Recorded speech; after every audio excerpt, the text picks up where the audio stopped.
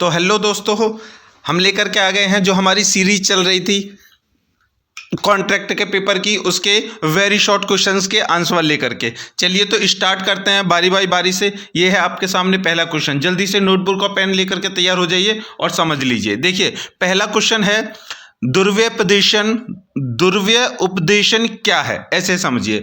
What is माइजर presentation और एक गलती बयानी क्या है। इसको दुरुपदेशन से भी आ सकता है आपको, और एक गलती बयानी क्या है इस तरह से वेरी शॉर्ट में आ सकता है। ठीक है, तो चलिए आंसर देखते हैं। देखिए, एक गलत बयानी एक पक्ष द्वारा किए गए भौतिक तथ्य का एक गलत बयान है जो अनुबंध के लिए सहमत होने में दूसरे पक्ष के निर्णय को प्रभावित करता है। यदि गलत बयानी का पता चलता है तो अनुबंध को शून्य घोषित कर दिया जाता है, मतलब कि संविदा को शून्य घोषित कर दिया जाता है। स्थिति के आधार पर प्रतिकूल रूप से प्रभावित पक्ष नुकसान की मांग कर सकता है। इस प्रकार के अनुबंध विवाद में जिस पक्ष पर गलती बयानी करने का आरोप लगाया जाता है वह प्रतिवादी होता है और दावा करने वाला पक्ष वादी होता है। ठीक है दोस्तों, चलिए देखिए, गलत बयानी सच्चाई के झूठे बयान से है जो अनुबंध से संबंधित दूसरे पक्ष के निर्णय को प्रभावित करते हैं। इस तरह के झूठे बयान एक अनुबंध को रद्द कर सकते हैं और कुछ मामलों में दूसरे पक्ष को हर्जाना मांगने की अनुमति देते हैं। मतलब कि जैसे लेन देन में गलती बयानी अनुबंध के उल्लंघन का आधार है, चाहे आकार कुछ भी हो, लेकिन केवल तथ्यों के बयानों पर यह लागू होता है, राय या भविष्यवाणी पर नहीं होता। गलती बयानी जो है वो तीन प्रकार की होती है। सबसे पहली निर्दोष गलती बयानी, दूसरा लापरवाही से की गई गलती बयानी, और कपटपूर्ण गलती बयानी, जिनमें से सभी के उपचार भी अलग अलग होते हैं। जैसे गलती बयानी अलग अलग है, उपचार भी अलग अलग हैं। देख लेते हैं।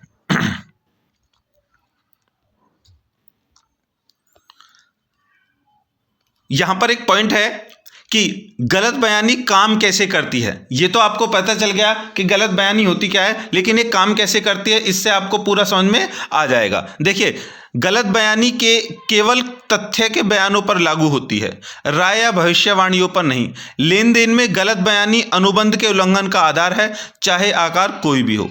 गलत बयानी का उदाहरण उससे समझ लेते हैं। देखिए, 2022 में टेस्ला के सीईओ एलन मस्क ने $43 बिलियन में ट्विटर को खरीदने की पेशकश की, मतलब कि प्रस्ताव किया।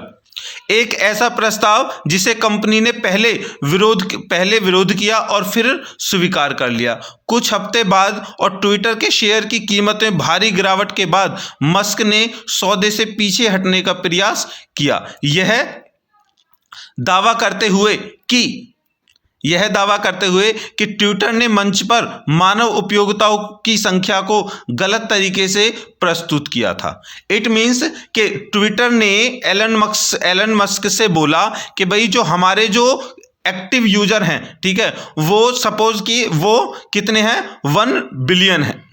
ठीक है, तो इसने कहा जब 1 बिलियन है तो मैं इसको 43 बिलियन में खरीद लेता हूं। लेकिन जब बाद में इसने उसको खरीदा तो तब पता चला वहां पर तो केवल 0.5 बिलियन ही एक्टिव यूजर्स थे। तो यहां पर इसकी गलत बयानी थी, उसको बढ़ा चढ़ा करके बताया गया था। ठीक है, इसलिए उसने इसको क्या कर दिया, कहा कि अब इस तरह में मैं इसको नहीं खरीदूंगा। ठीक है, तो ये होती है दुर्व्यपदेशन या फिर गलत बयानी। ठीक है दोस्तों, आई होप कि क्वेश्चन आपको यहां पर समझ में आ गया होगा। चलिए, नहीं समझ में आए एक छोटा सा एग्जांपल और देता हूं। सपोज दैट कि तुम्हारे पास एक बाइक है और तुम अपनी बाइक को किसी को बेचना चाहते हो, तो तुम उससे कहोगे भाई मेरे पास एक बाइक है और इतनी बेहतरीन बाइक है कि वो 100 रुपए के पेट्रोल में तकरीबन 200 किलोमीटर चलती है, और ये बहुत वो है, लेकिन मेरी बाइक कहीं और बेच रही है, अगर तुम्हें लेना है तो ले लो। तो सामने वाला क्या करेगा, अरे यार बिल्कुल अच्छी बात है, 100 रुपए के पेट्रोल में 200 किलोमीटर चलेगी, तो वो खरीद लेगा। लेकिन जब खरीदने के बाद जब उसको यूज करेगा तो कह रहे ये तो 50 किलोमीटर भी नहीं चल रही,